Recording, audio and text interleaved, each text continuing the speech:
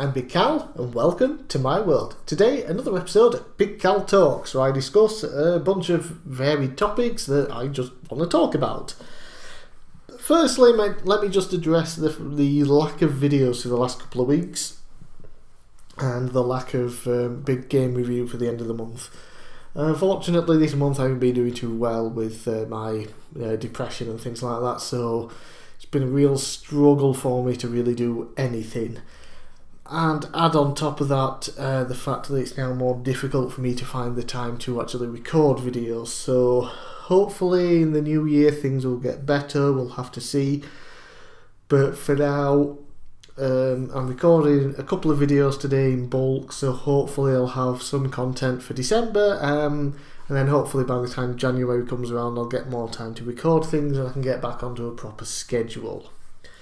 So the first real topic I want to talk about is Marvel's Inhumans TV show. I remember seeing the trailer for it and it looked like shit, to be quite honest. I love the Marvel shows, the films, I'm a huge fan of Agents of S.H.I.E.L.D. I think it's one of the best shows on TV right now, absolutely fantastic. Inhumans did not look good. But I gave it a go anyway and I enjoyed it. Watched it all now and yeah, I thought it was fun. Is it the best TV show out there? No. Is it the worst? Of course it isn't. Does it have problems? Yes, but again, I thought it was mostly really good. It was a good sort of introduction into the Inhumans that live on the moon rather than the Inhumans that we have on Agents of S.H.I.E.L.D. These are like the pureblood ones, not the ones that have mated with humans. So a couple of good performances from people. Can't remember his name, but the other guy that played Ramsay Bolton in Game of Thrones, he was in it as the villain, of course, as Maximus, the brother of Black Bolt. The guy that played Black Bolt was very good, considering he didn't talk the entire show.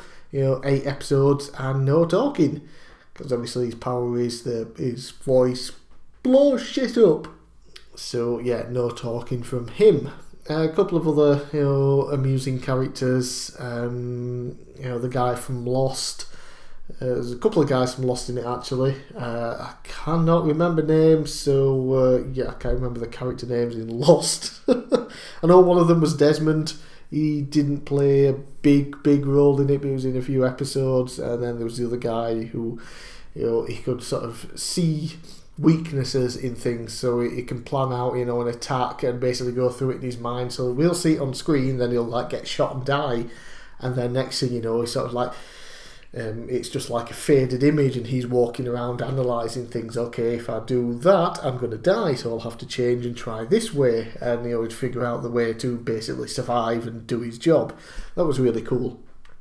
Yeah, so it's an interesting show, and it definitely looks like it could end up connecting to Agents of S.H.I.E.L.D. in a way with the way that it ended, because if you haven't seen it, spoilers obviously, it looks like when Atlantis, whatever the fuck, Atlantean, is it? Atlantis is the one underwater. Atalan, there we go. Atalan. That's the city on the moon that they all live in, and in the end it gets destroyed, or at least we think it's supposed to do, and then suddenly it activates some ancient device, and I'm guessing it's a signal for the Kree. We had something similar in Agents of S.H.I.E.L.D., so I'm guessing it could sort of connect eventually, and the Kree will show up again, but now in sort of full force, and they'll be probably a main driving force for the new Agents of S.H.I.E.L.D. series. We'll have to see. So yeah, I enjoyed it. Give it a go. Watch it. The first episode was like a double episode, so it's kind of like a little film. Give it a try. Just go into it and don't expect it to be the greatest thing on earth, or else you're going to be disappointed no matter what. So that was that. Next, another Marvel. There's a few Marvel topics. Thor 3. Thor Ragnarok. Finally got to see that at the pictures. Took a couple of weeks after it was released to finally see it. Well worth it. Very good film. My only real complaint is that it's too funny. Because let's face it, the film is about Ragnarok, which is essentially Armageddon, the end of days. for Asgard, and it's just constant joking and taking the piss all the way through the film. No one really takes anything that seriously. There's lots of good action scenes though. A lot of the comedy is good. I just think they went overboard with it. Needed to be a bit more serious in certain places. Hulk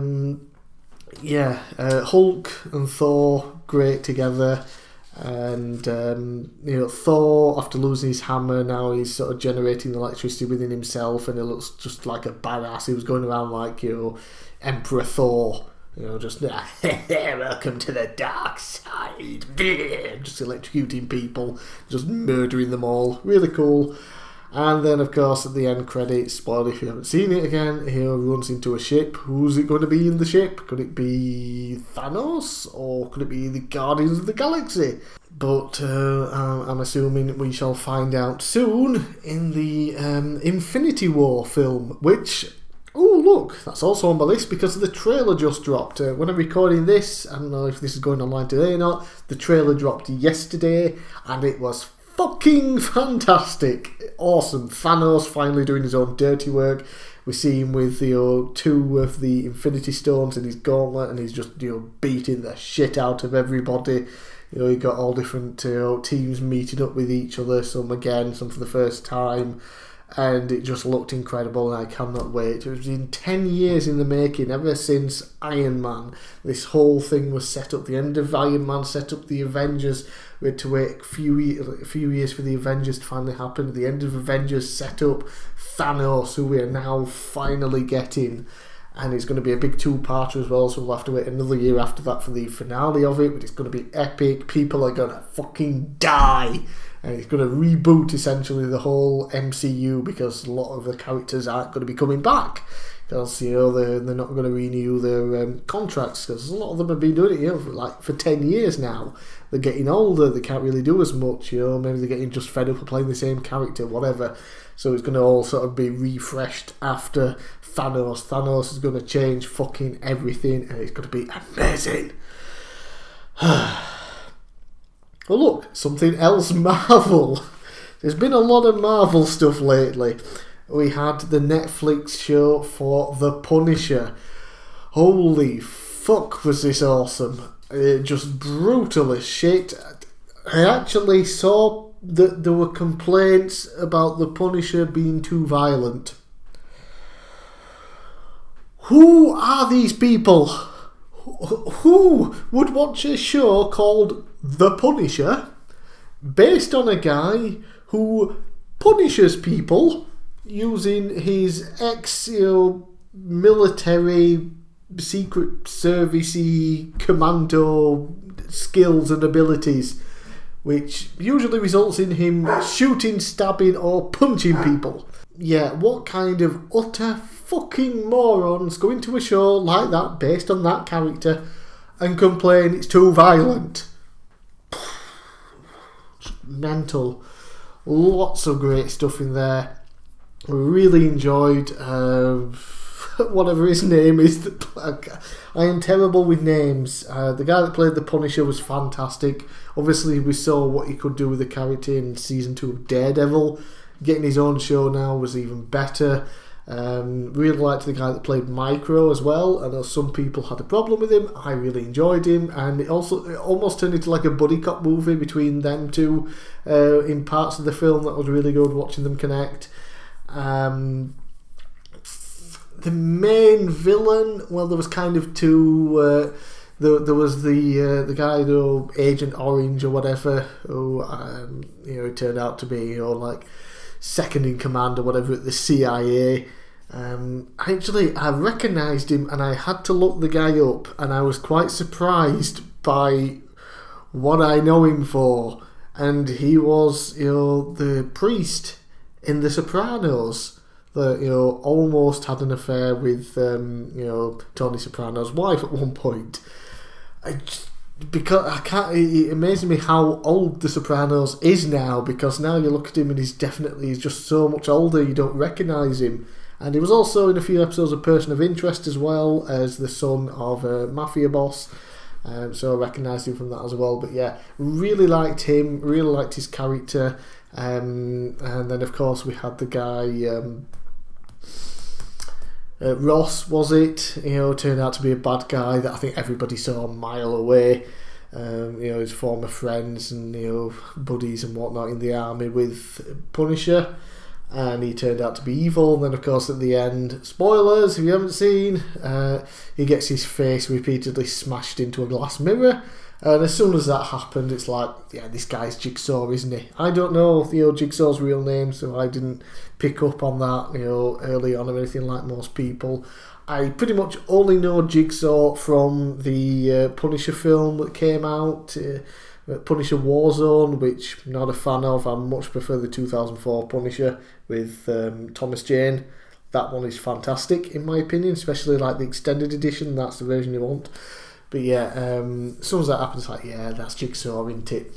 So no doubt we'll be seeing him in the future at some point. Yeah, really enjoyed the show. Lots of great violent scenes in it, lots of action scenes, lots of just other scenes with two characters connecting. Really good overall. At the time, I did say I probably thought it was on par with Daredevil Season 1, maybe even better.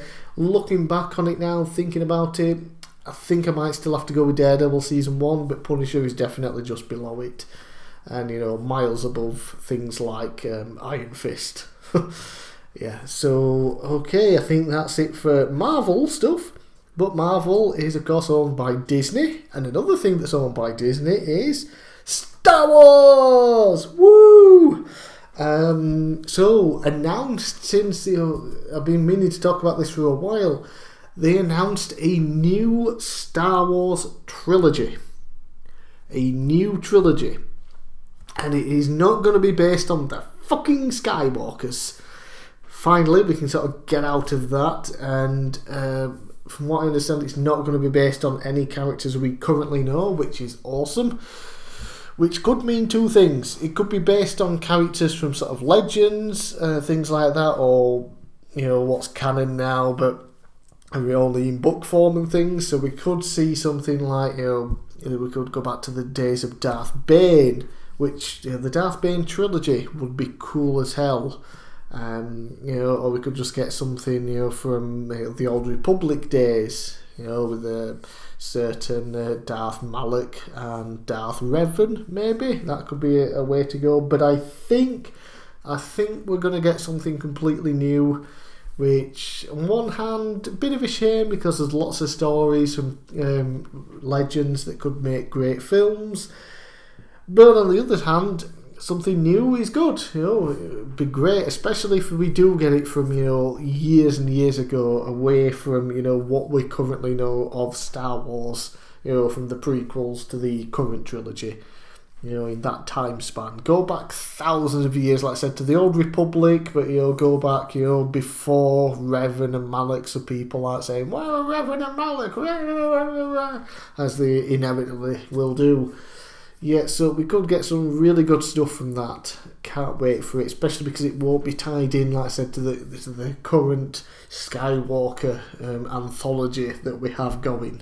So, good stuff. And they also announced a live-action TV show, which will no doubt be to try and drive subscriptions for their upcoming streaming service. They're going to pull out of Netflix or whoever they post the films and shows now. They're going to have their own Disney streaming service. Obviously Star Wars will be a big part of that.